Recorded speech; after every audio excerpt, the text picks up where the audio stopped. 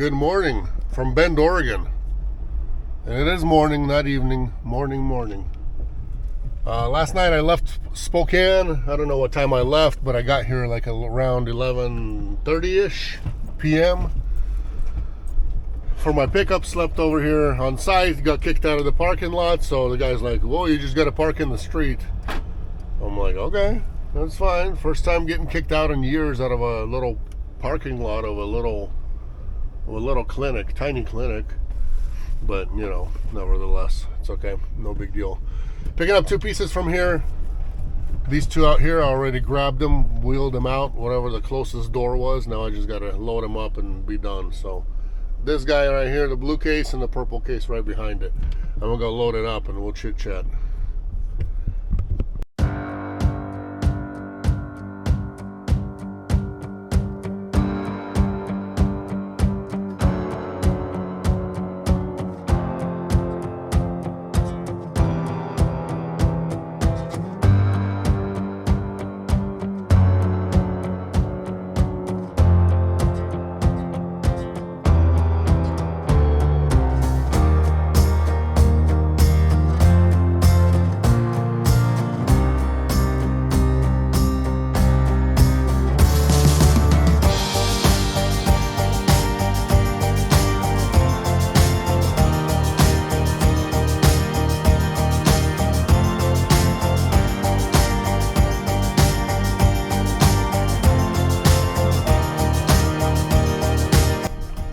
Good morning, everybody, again.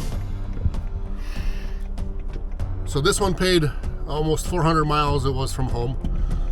Pays to the pickup destination, to delivery, and then it paid from Seattle back home for me as a round trip. So from home to pickup to delivery and back home.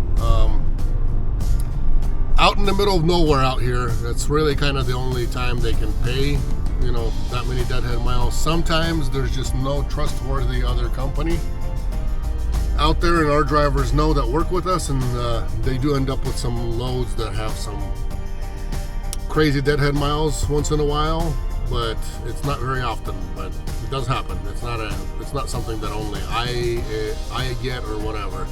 If you're banking on broker always paying you a round trip from home back to home, it's got to be in the middle of nowhere somewhere, or someplace, you know, like out Wild West or something like that, or North Dakota, South Dakota, somewhere around there. Maybe something like that if you live around there. But besides that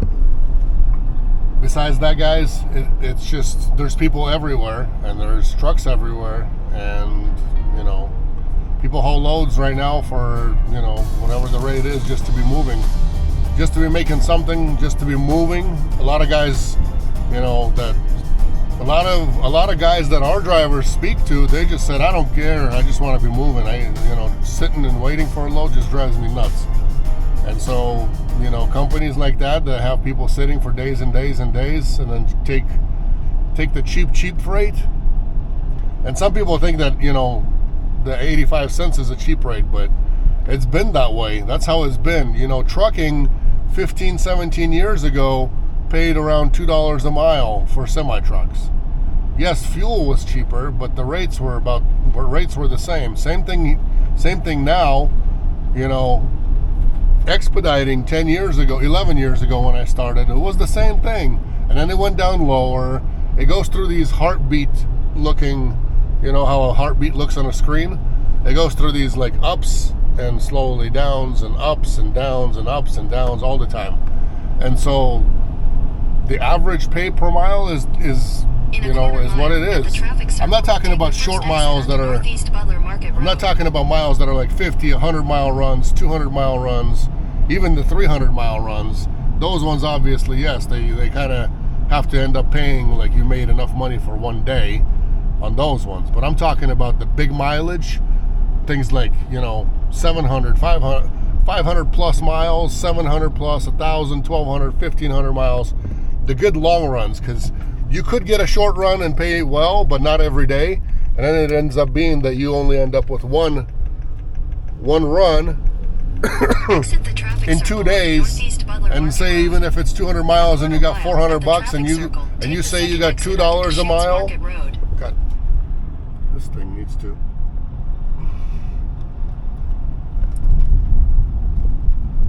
calm down a little bit.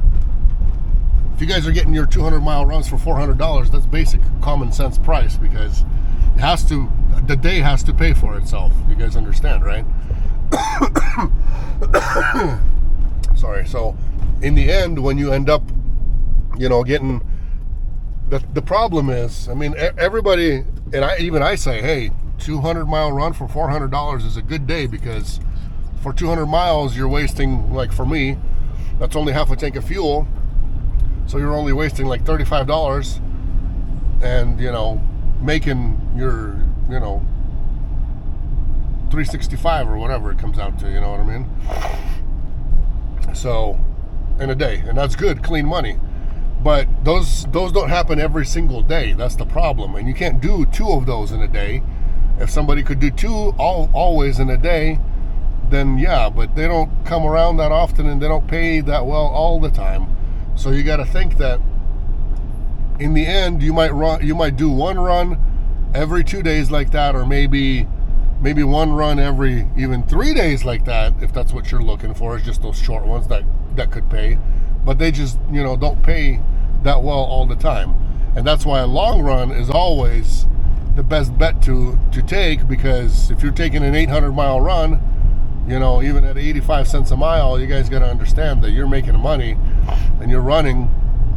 Say you load up in the afternoon and then you run all night, unload in the morning, sleep for 4 to 6 hours or whatever, and you've slept probably in the middle of the night somewhere for a couple hours as well, snooze somewhere along the way, and in the end you end up with decent pay, and that's how you get the good pay. Otherwise, if you're just waiting for, you know, those short little runs that can pay well,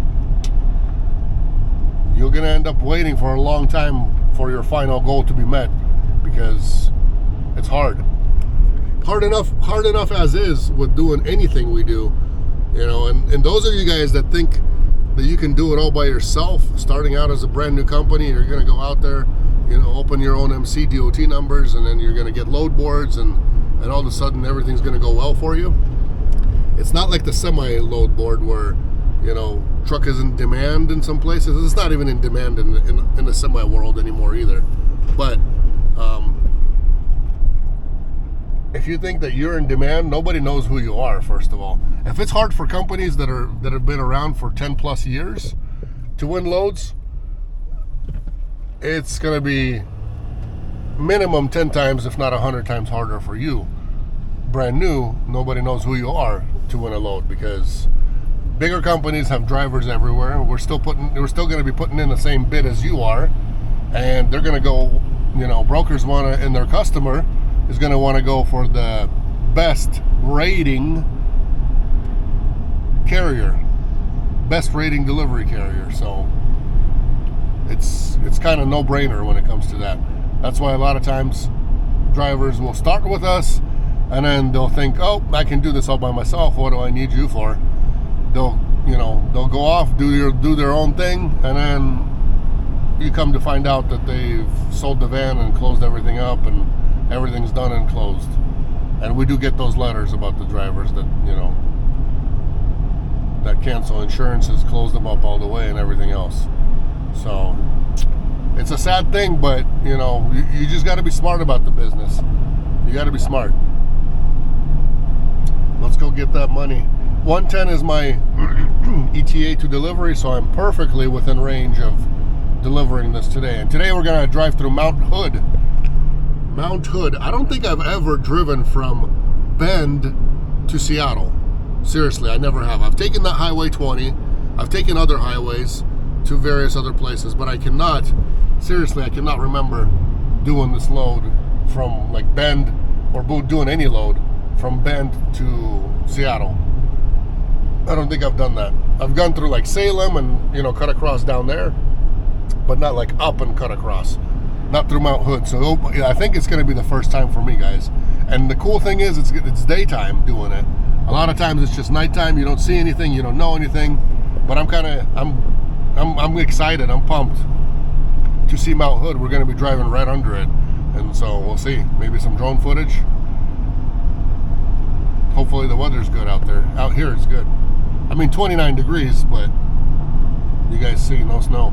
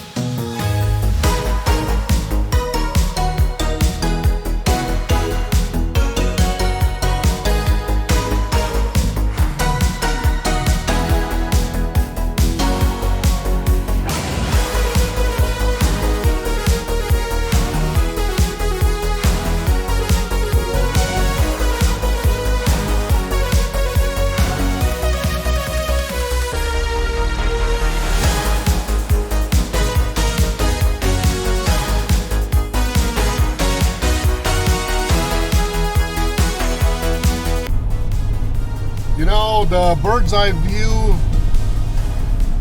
when I do it with the drone, it's not even the same as you driving by. It seems like it's a lot closer. Same thing with the camera, you know, it captures all around, but it doesn't capture like what you see with your naked eye. The mountain is so huge. Look at this out here. People are skiing, doing their winter sports. Beautiful, beautiful.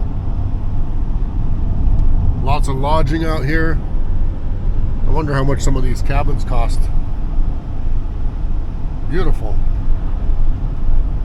Yeah, it's just, you know, me looking at the screen in the you know, through the drone remote, and then me looking in the screen of the camera here, does not compare at all to like what you see like live. Even when I do, you know, some of the shorts on the phone, nothing. It's not the same. It's just not the same. Not the same. But I do my best, you know. If you guys like what you see, please like, subscribe.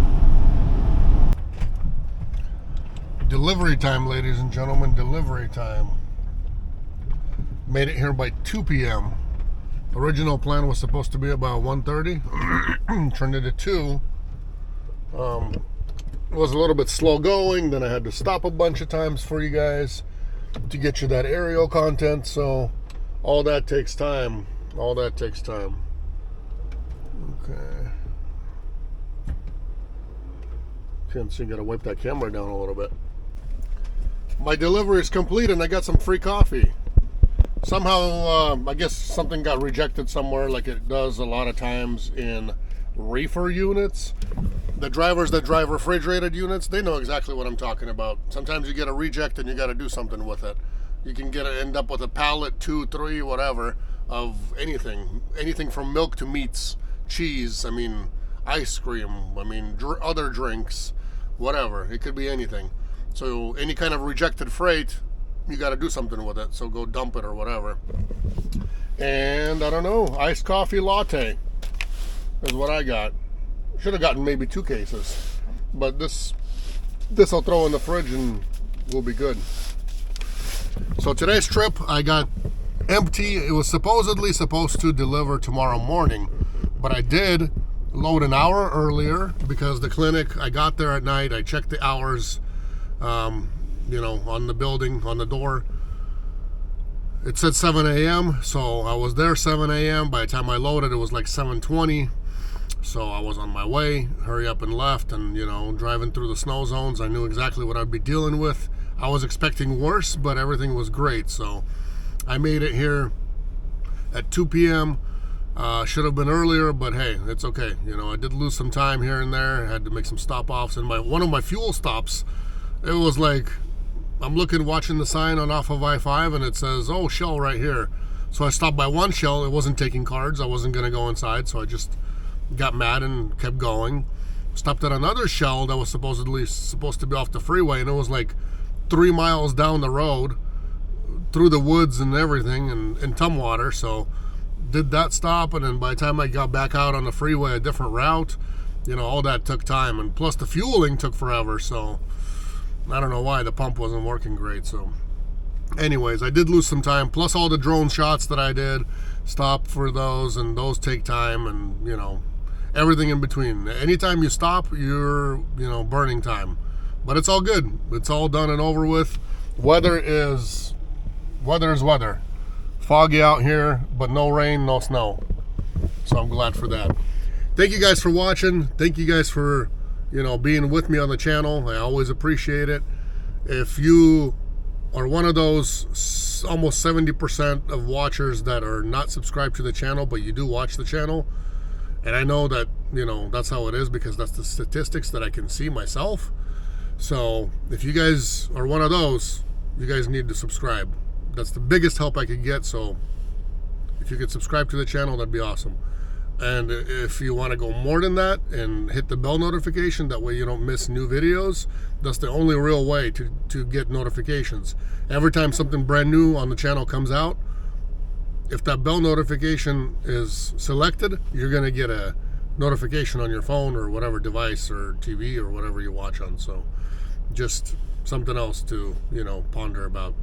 God bless you guys. Take care. I am going to go find me a place to eat. I think Feast Buffet, unless I got to look through the phone and maybe ask dispatch real quick if there's really anything coming out or if there's anything in the works. But otherwise, I'm going to go eat and go home. 4-hour drive from here, as long as everything's good. God bless. We'll see each other next time.